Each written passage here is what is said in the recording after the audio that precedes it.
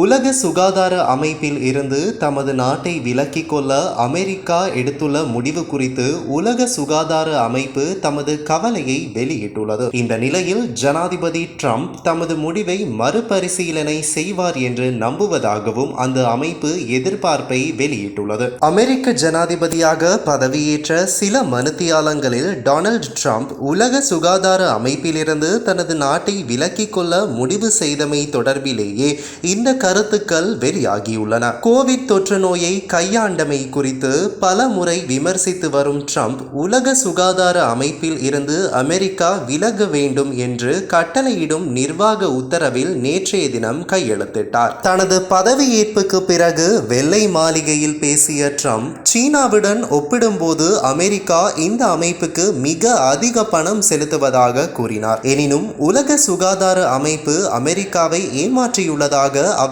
குறிப்பிட்டார். மேலும் ஜெனீவாவை தளமாக கொண்ட உலக சுகாதார அமைப்புக்கு மிகப்பெரிய நன்கொடை அளிக்கும் அமெரிக்கா அந்த அமைப்பின் செயற்பாடுகளுக்கு இன்றியமையாத கணிசமான நிதி உதவியை வழங்குகிறது. இந்த நிலையில் அமெரிக்கர்கள் உட்பட உலக மக்களின் ஆரோக்கியத்தையும் பாதுகாப்பையும் பாதுகாப்பதில் உலக சுகாதார அமைப்பு முக்கிய பங்கு வகிக்கிறது என்று அமைப்பின் பேச்சாளர் டரிக் ஜசரேவிக் ஜெனீவாவில் செய்தியாளர்களிடம் தெரிவித்துள்ளார். அத்தோடு அமெரிக்கா தமது முடிவை மறுபரிசீலனை செய்யும் என்று தாம் நம்புவதாகவும் அவர் தெரிவித்துள்ளமை குறிப்பிடத்தக்கது.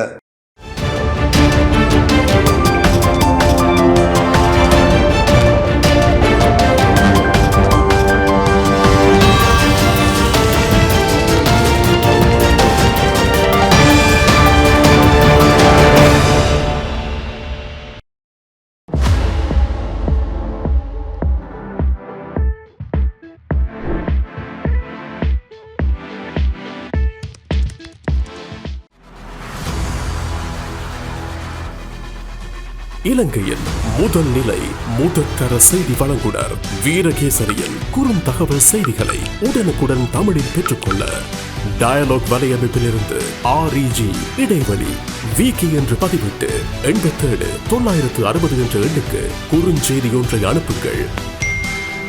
வீரகேசரி செய்தியுடன் இணைந்திருங்கள்.